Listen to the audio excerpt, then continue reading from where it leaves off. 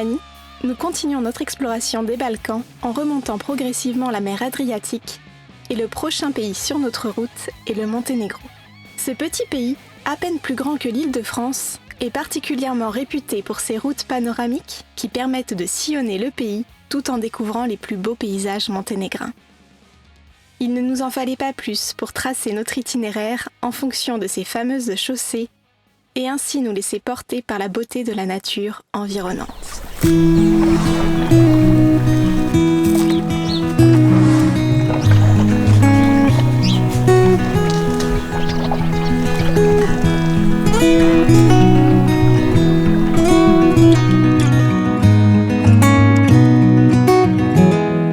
When I'll be coming home, then I'll be at your door.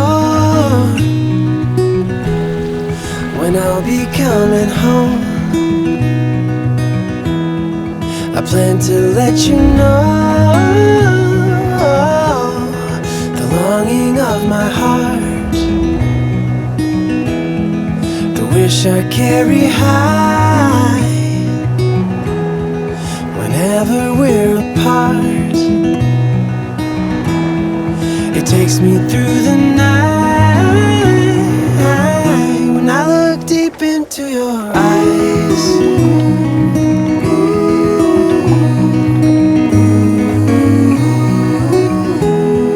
When I'll be coming home and I am on my way. When I'll be coming home. Après avoir sillonné la route panoramique 3 sur les rives du lac Skadar, nous nous sommes dirigés un peu plus au nord, à la limite de la frontière albanaise, pour parcourir la route panoramique 4. Les paysages défilent et la neige commence à recouvrir les environs. Et pour clou du spectacle, un sublime panorama sur l'impressionnant massif montagneux albanais qui se dévoile sous 2 yeux ébahis.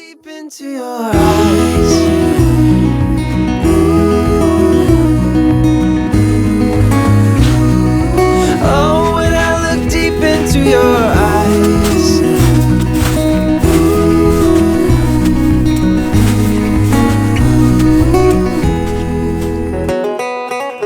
Bon, on est seulement le 17 avril et on retrouve déjà de la neige.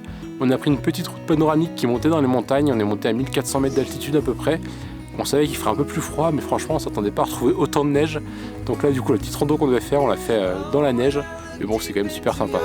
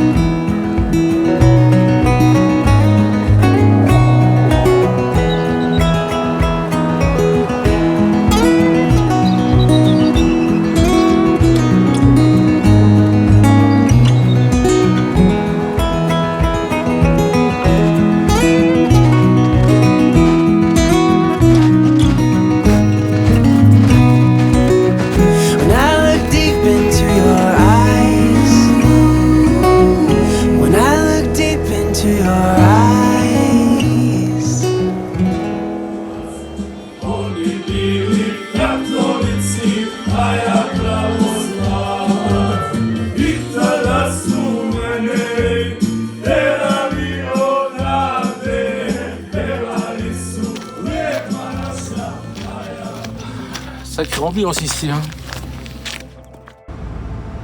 Et pour la suite de notre périple au Monténégro, nous sommes tiraillés entre l'envie de découvrir le parc national du Durmitor et l'hiver qui n'est pas encore terminé.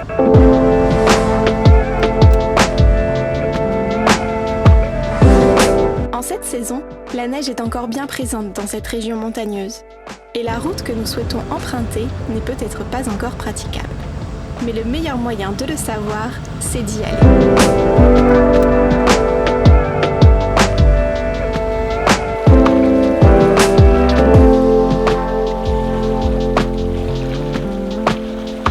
Entre forêts de conifères, lacs glaciaires et rivières omniprésentes, Les paysages sont de toute beauté.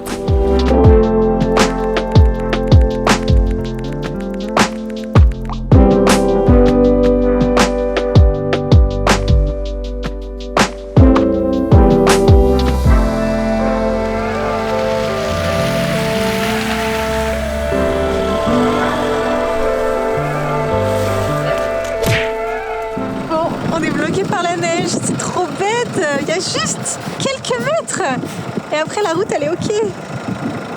Julien il va voir. On est dans le parc national du Durmitor et là on est bloqué par la neige. La route continue juste là, mais il y a quand même 10 bons centimètres de neige, donc on va pas tenter. On n'a pas de chaîne avec nous. On a juste les pneus de neige, mais ce sera pas suffisant et Julien a vérifié avec le drone. Il y a beaucoup de neige sur la suite du chemin, sur le suite de la route, donc ce sera pas pour cette fois-ci. Mais là on va marcher jusqu'à un point de vue pour admirer les paysages. Ça a l'air vraiment incroyable ici.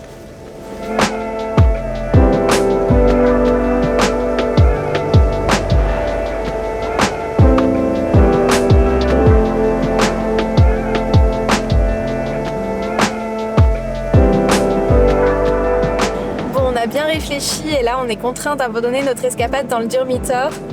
À la base, le plan en fait, c'était de prendre la route panoramique qui permet de traverser le Durmitor et d'arriver à la partie est. Donc à la partie est, il y a le canyon, l'un des canyons le plus grand du monde. Donc ça doit être vraiment magnifique à voir. Mais là, en fait, la route elle est fermée à cause de la neige, comme on a pu le découvrir hier. Et si on prenait la route qui contourne tout le parc, ça va faire un détour de 3 heures à peu près, donc c'est beaucoup trop. Donc là, le plan, c'est de retourner sur la côte et d'aller profiter du bord de mer pour quelques jours.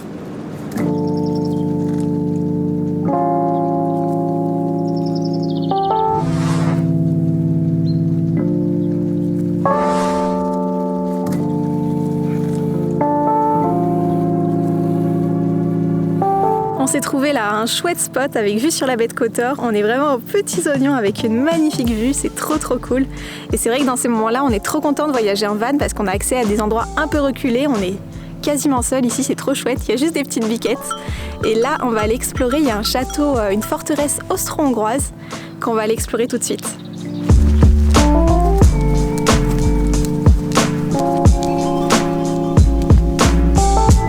On sait pas grand chose sur ce fort, si ce n'est qu'il est abandonné depuis un bon bout de temps. A priori, ce serait un fort qui date de l'époque austro-hongroise. On nous a vraiment conseillé d'aller faire un tour dedans et surtout de prendre nos lampes torches parce qu'il paraît que c'est un peu glauque à l'intérieur.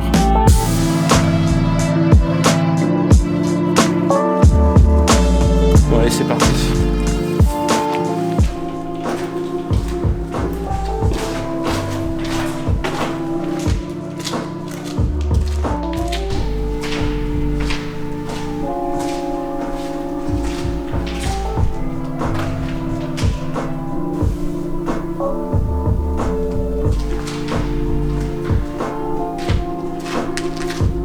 On s'attendait pas à ce que l'intérieur du fort soit aussi grand. C'est vraiment gigantesque.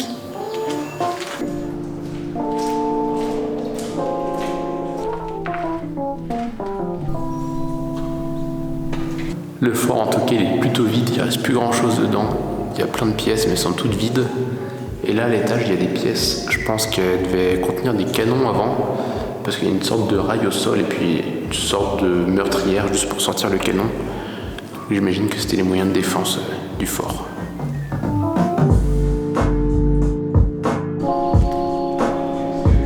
Il y en a de la rouille en tout cas.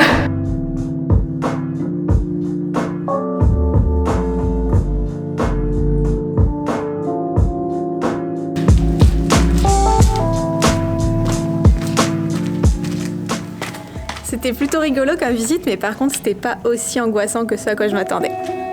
Tant mieux.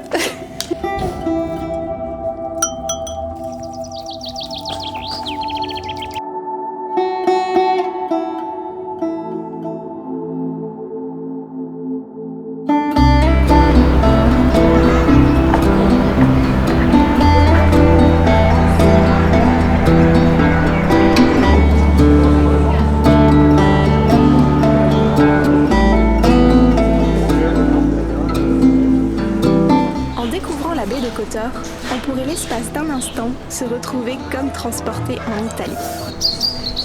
Cette architecture aux influences italiennes s'explique par la longue présence vénitienne du XVe au XVIIe siècle dans la baie.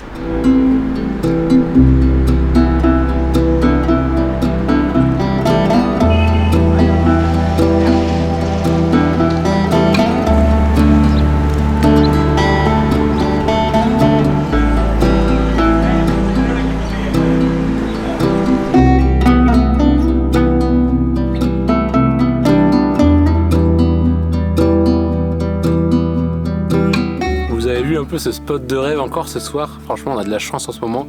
On va pouvoir voir le coucher de soleil avec une vue magnifique. Par contre, le spot il est pas très droit, donc je sais pas si vous avez déjà montré notre petite technique parce qu'on n'a pas de cale pour se remettre droit. Donc ce qu'on fait, on cherche des pierres qui vont bien pour réussir à remettre de niveau le camion. Donc voilà nos cales. C'est un peu galère parfois de réussir à trouver des pierres qui sont à peu près plates. Mais là, on n'a pas trop galéré, c'est à la hauteur parfaite pour se remettre bien droit et dormir comme il faut. Bon, allez, on va explorer les bunkers maintenant.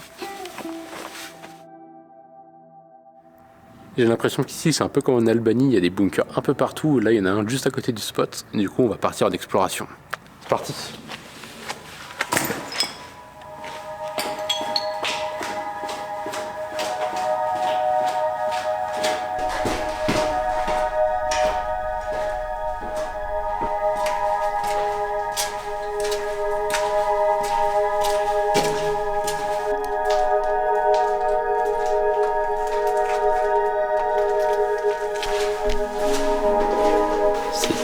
Hyper grand, je m'attendais pas du tout à ça.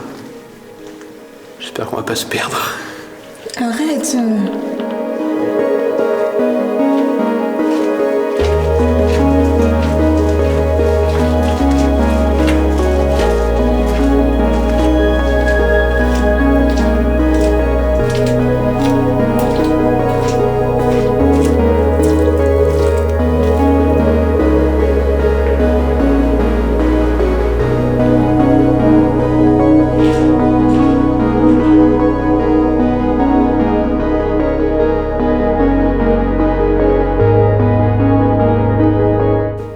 On retrouve même des formes d'art primitives, comme derrière moi. Je pense que c'est quelque chose qui doit dater au moins de 1000 à 2000 ans avant Jésus-Christ. Il y a de la lumière par là, je pense que c'est une autre sortie. J'espère, allez go.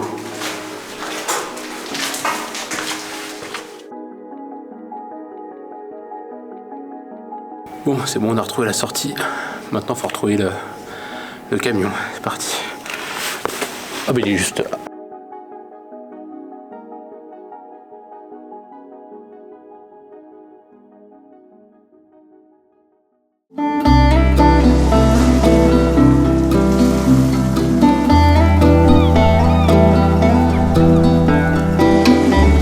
Le Monténégro est une ancienne république de l'ex-Yougoslavie qui a pris son indépendance en 2006.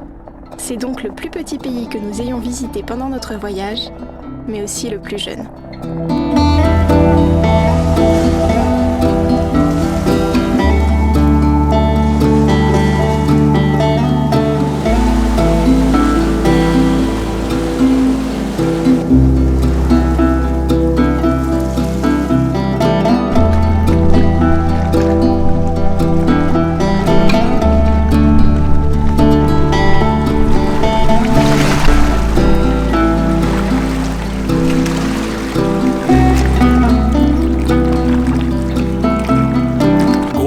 Pour la baie de Kotor, c'est vraiment magnifique. Bon, bien évidemment, c'est hyper touristique. Il y a des grosses villes avec des gros hôtels.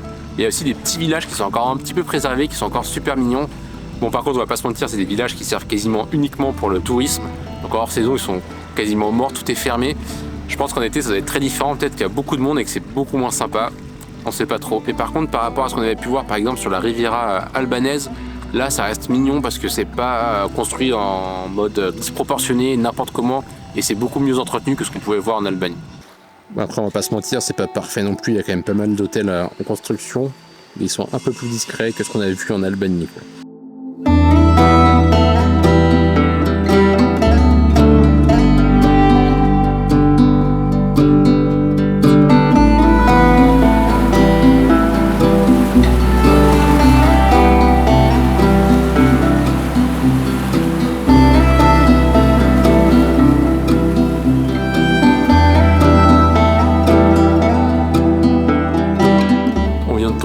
deuxième fort austro-hongrois qu'on va aller explorer aussi.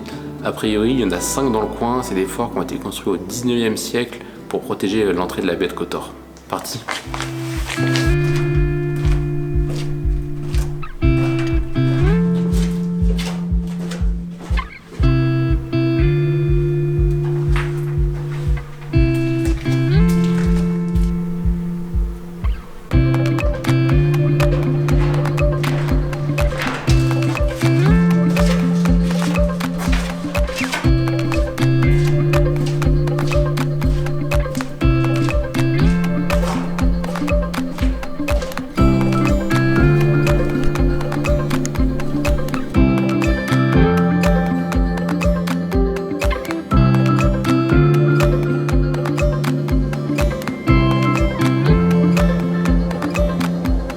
Ici le fort il avait une vue imprenable sur l'entrée de la baie qui est juste là, et en plus il était plutôt bien caché parce qu'il était vraiment caché par la végétation. Ça devait être assez efficace comme moyen de défense.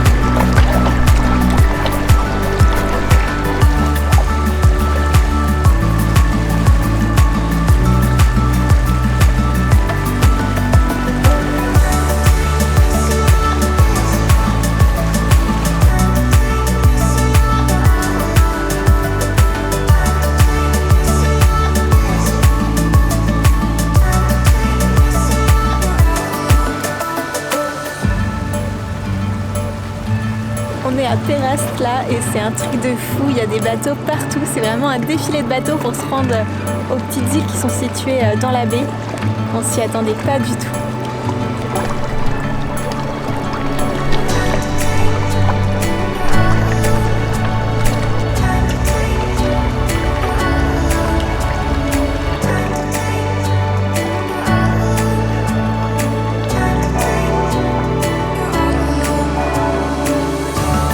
En arrivant au Monténégro, nous pensions voyager 5 à 6 jours dans le pays, étant donné sa petite taille.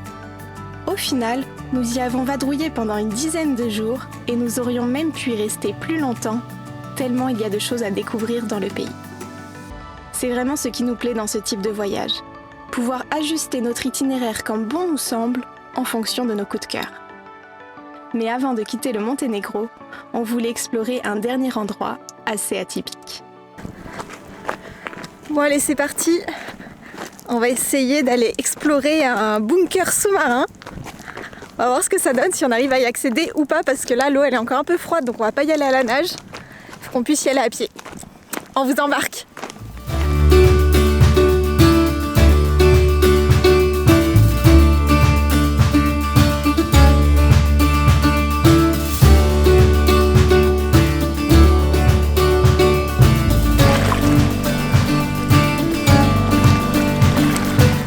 On a trouvé l'entrée du bunker sous-marin. En fait, il y en a 3 dans le coin. C'est des bunkers qui ont été construits à l'époque de la Yougoslavie et qui servaient à cacher des bateaux et des sous-marins. On a lu que dans un des bunkers, il y avait un bateau, donc normalement c'est dans celui-là. Et j'ai pas l'impression qu'il soit là, on va aller voir de plus près.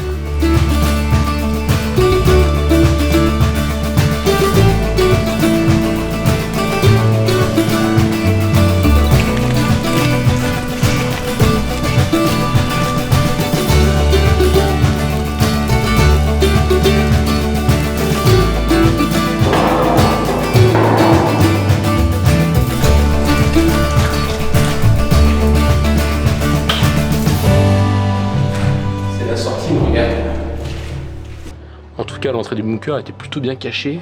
Ça, c'est l'entrée pour les piétons.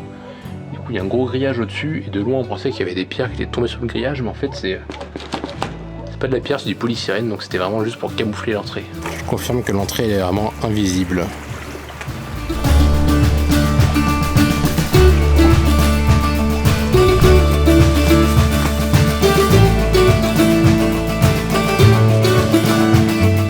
pas le bateau dans le premier bunker qu'on a fait, on est en train d'en rejoindre un deuxième, peut-être que le bateau y sera.